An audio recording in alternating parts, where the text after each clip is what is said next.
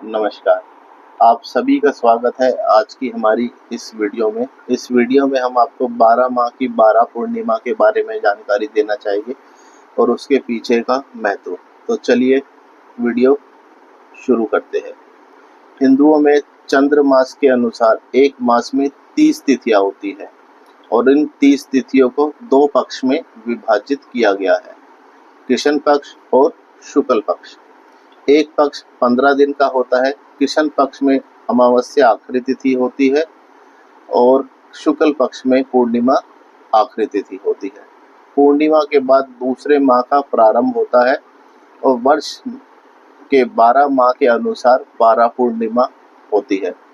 तो आओ जानते हैं कि सभी के जो नाम है और उसके पीछे का जो महत्व है, अब हम उस पर चर्चा करते हैं। वैसे तो सभी पूर्णिमा के नाम उनके महीनों के नाम पर ही रखे गए हैं, जैसे चैत्र माह की चैत्र पूर्णिमा और फाल्गुन माह की फाल्गुन पूर्णिमा, परंतु कुछ पूर्णिमाओं को विशेष नामों से जाना जाता है। तो और साथ ही साथ सभी पूर्णिमा का एक अलग अलग महत्व है। तो चलिए हम हर महीने के हिसाब से पूर्णिमा के बारे में जानकारी देते हैं। चैत्र माह, इस दिन भगवान शिव के 11वें रुद्रावतार श्री हनुमान जी का जन्म हुआ था।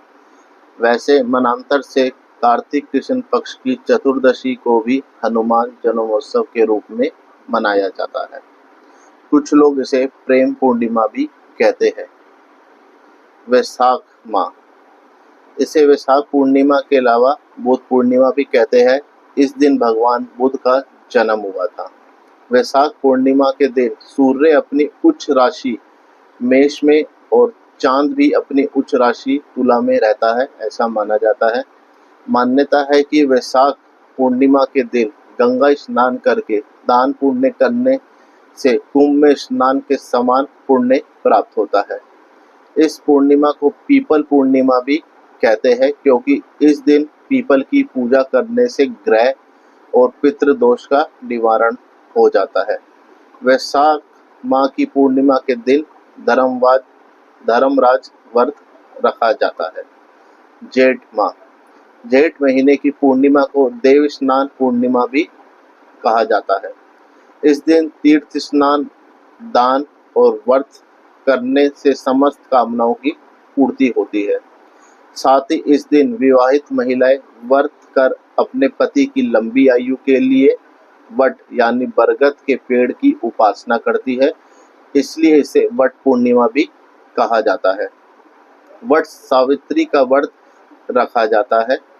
इसके अलावा इस दिन बिल्व पत्रों से उमा महेश्वर की पूजा की जाती है। आषाढ़ मास, आषाढ़ मास की पूर्णिमा को गुरु पूर्णिमा के नाम से भी जाना जाता है।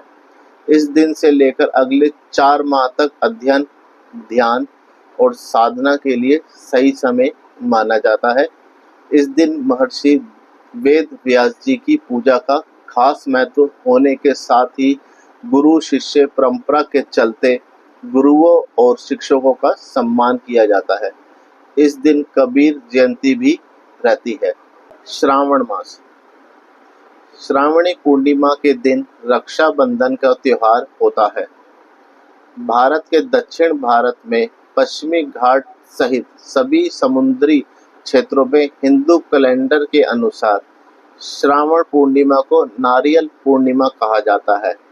इस दिन दोनों क्षेत्रों में दान पुण्य के साथ गोदान करने से जीवन में चल रही समस्त समस्याओं का छुटकारा मिलता है और उससे निवारण होता है, ऐसा माना जाता है। भाद्रपद मास, भाद्रपद महीने की पूर्णिमा को व्रत और स्नान दान करने से समस्त कष्टों का से छुटकारा मिलता है और जीवन में सुख समृद्धि आती है। साथ ही 16 दिनों का श्राद्ध पक्ष शुरू हो जाता है। साथ ही महिलाएं इस दिन उमा महेश्वर का व्रत रखकर शिव और पार्वती माँ की पूजा करती है। आश्विन मास, आश्विन पूर्णिमा को शरद पूर्णिमा भी कहा जाता है, जिसका खासा महत्व है। इस दिन चांद नीला दिखाई देता है, ऐसा माना जाता है। इस दिन चांद की रोशनी में दूध या खीर रखकर खाने का अपना ही एक अलग महत्व है। इस दिन कोजागर व्रत के साथ लक्ष्मी कुबेर की पूजा की जाती है। इस दिन के बाद से ही कार्तिक मास के स्नान दान व्रत नियम आदि प्रारंभ होते हैं। कार्तिक मास, इसे कार्तिक के अलावा त्रिपुरारी पूर्णिमा भी कहते हैं। इस दिन दीपदान और विष्णु जी की पूजा का एक अलग महत्व है। इस दिन को देव दीपावली या देव दिवाली भी कहा जाता है।